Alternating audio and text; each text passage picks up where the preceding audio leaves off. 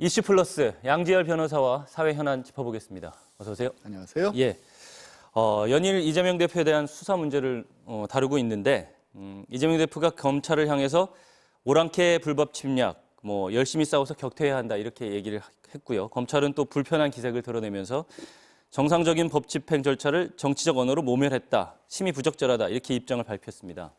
예, 지금 뭐 상황 자체가 그냥 완전히 100% 사법 절차라고만 보기 어려운 부분들이 좀 있죠. 예. 그러니까 기본적으로 아무리 뭐 검찰 입장에서 우리는 법대로 집행할 뿐이라고 하더라도 야당 현재 대표이고 지금의 대통령과 후보 시절부터 경쟁을 했던 그런 관계이고 또 지금의 검찰은 그 지금의 이 대통령이 바로 직전까지 검찰총장을 했던 그 검찰이지 않습니까? 예. 그러다 보니까 어떤 일이 있더라도 검찰과 야당은 정치적인 관점에서 좀 해석이 될 수밖에 없는 그런 입장이 놓여 있기 때문에 또 당사자들도 이런 부분에 목소리를 높이고 있는 거고요.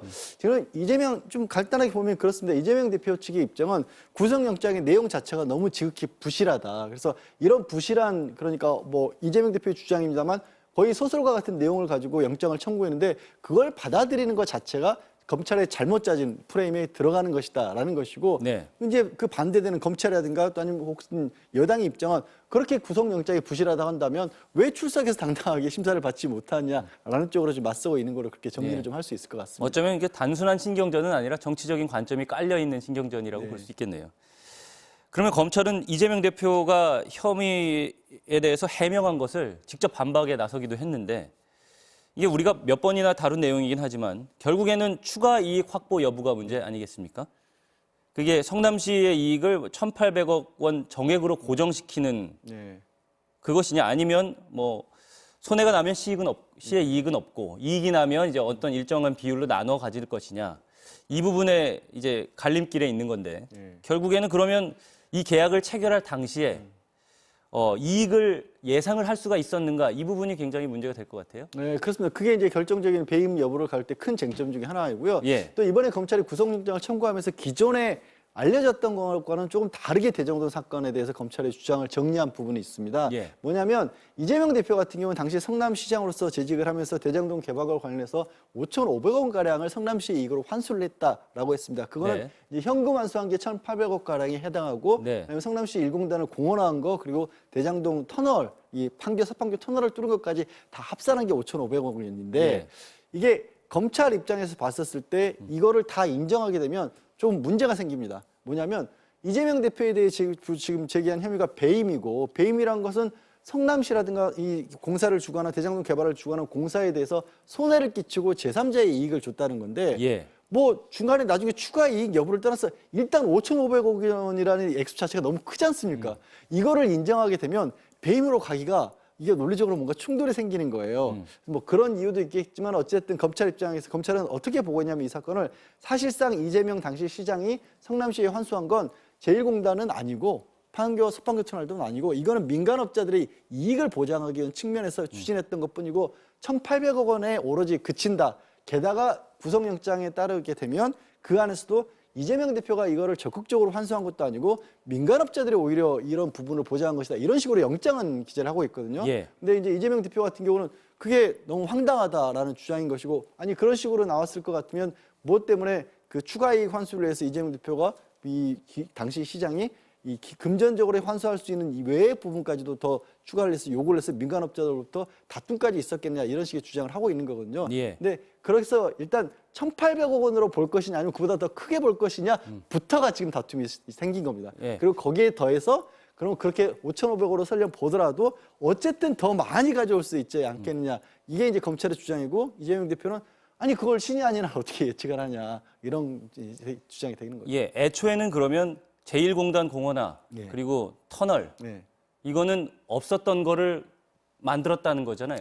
그렇죠. 예, 이재명 대표는 없었던 걸 만든 건 맞습니다. 예. 그런데 그 만들게 된 이유가 예. 서판교 터널 같은 경우에는 오로지 민간업자들이 대장동 개발 사업을 위해서 그 부지가 뭐 터널이 없으면 개발을 해놔도 이게 가격이 올라가지 않을 거 아니겠습니까? 예. 그러니까 그거를 올리기 위한 수단이었을 뿐이지 성남시의 시민들의 이익을 위한 건 아니다라는 거고요. 예. 제1공단 공원 같은 경우도 애초에 그 공언화를 통해서 이재명 대표가 당시 성남시장으로서 정책인 어떤 공약 이행 과정에서 했었던 일이지 그러니까 대장동 개발을 통해서 그걸 공언한 게 아니라는 게 검찰 측의 입장입니다. 예. 다만 이재명 대표는 말씀대로 전혀 그렇게 보지 않고 있고 그 근거를 이재명 대표는 그렇게 볼 만한 근거는 오로지 지금 현재 이제 구속됐다 풀려나서 또 다른 재판을 받고 있는 유동규 전 기획본부장이란가 민간업자들의 말에서 나온 것뿐이다라는 예. 것이고요.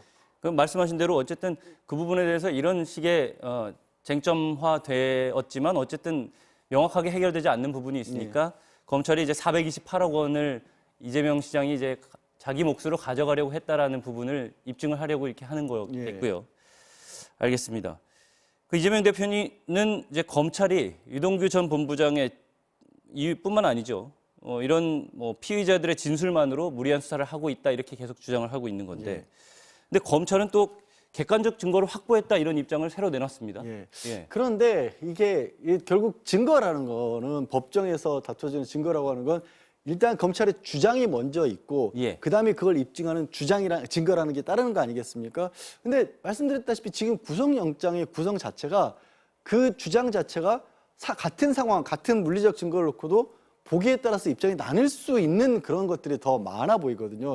게다가 영장 자체도 누구 말에 따르면 뭐 유동규 말에 따르면 유동규 전 본부장이 뭐 이거를 보고를 했고 승인을 했다 뭐 이런 식 그리고 그냥 직접적으로 이재명 대표가 뭘 지시를 했다라는 것보다는 오히려 그런 어떤 민간업자 측의 요구를 예를 들어서 이재명 지금 대표의 당시에 성남시에서의 측근을 통해서 보고받고 결재를 해줬다 이런 구조예요.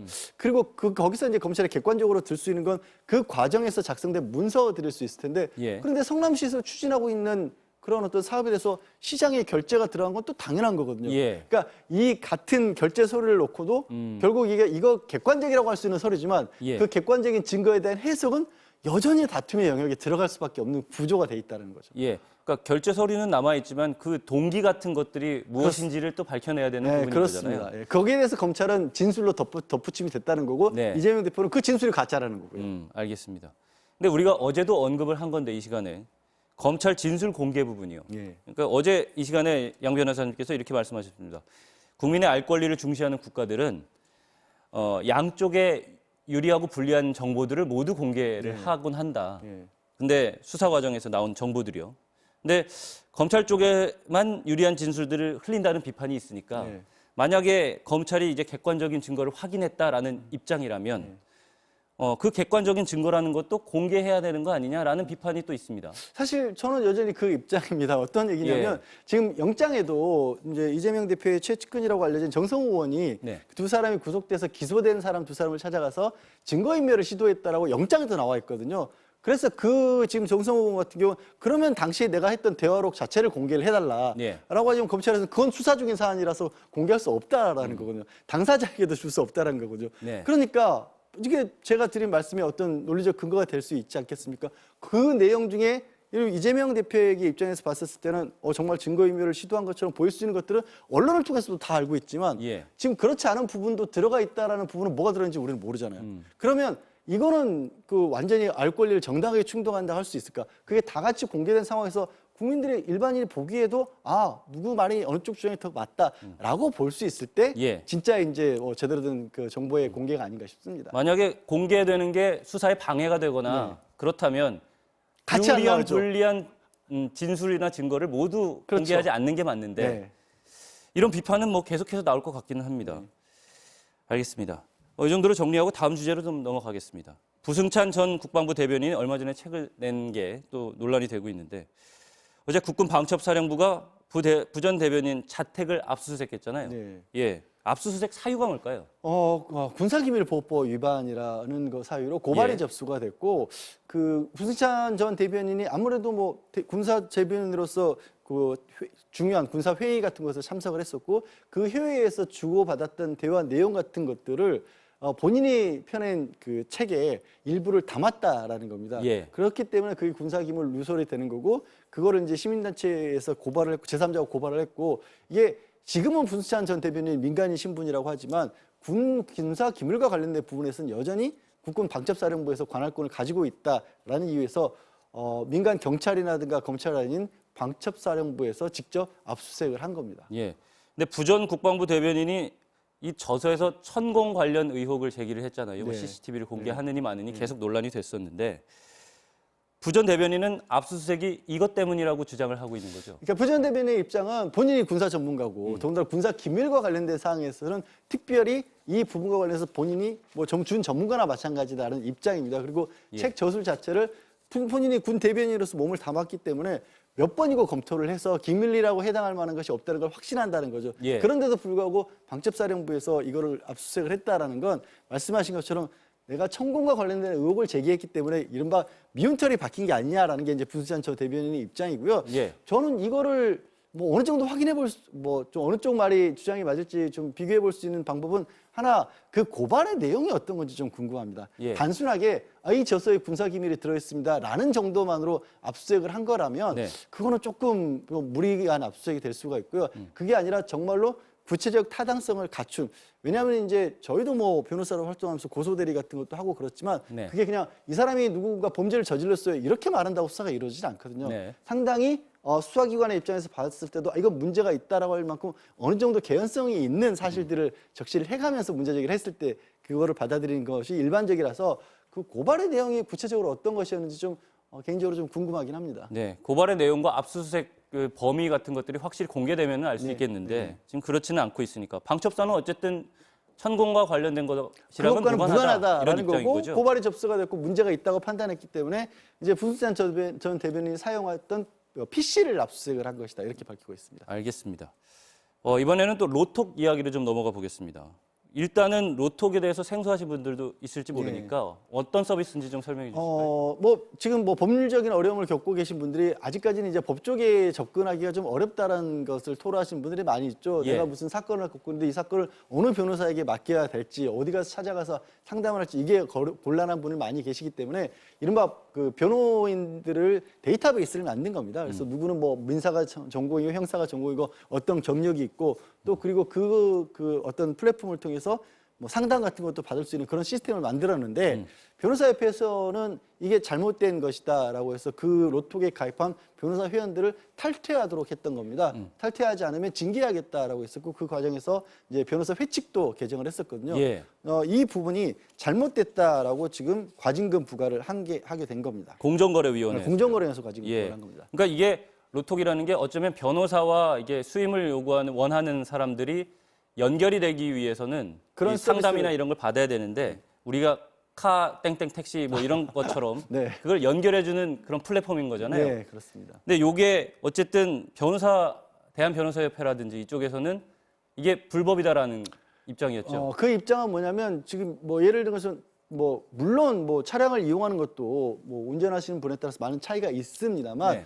그것과는 좀 단순 비교하기 어려울 만큼 사람에 따른 차이가 많이 나는 것이고 사람에 따른 차이. 예, 예. 그게 그거를 뭐 서류 몇 줄로 해서 그 PC를 통해서 인터넷을 통해서 검색해서 제공되는 자료만으로 객관성을 담보하기도 어렵다라는 겁니다. 그래서 협회에서는 협회 차원에서 별도의 그런 어떤 서비스를 개발해서 그걸 운영 중이기 때문에 예. 이게 민간 업체들에 의해서 이런 것들이 이루어지는 것은 바람직하지 않다라는 게 이제 대한변호사협회나 서울변호사협회 입장입니다. 예. 근데 공정위에서 과징금을 부과한 이유는 이 서비스는 정당하다는 건가요? 일단 공정위 입장은 그렇고 예. 거기에 대해서 이제 그 개인 또 우리 변호사들 같은 경우는 개인 사업자로 등록이 돼 있거든요. 다. 근데 그 개인 사업자에 대해서 이 협회 차원에서 이거를 좀 강제한 것은 잘못됐다라는 거죠.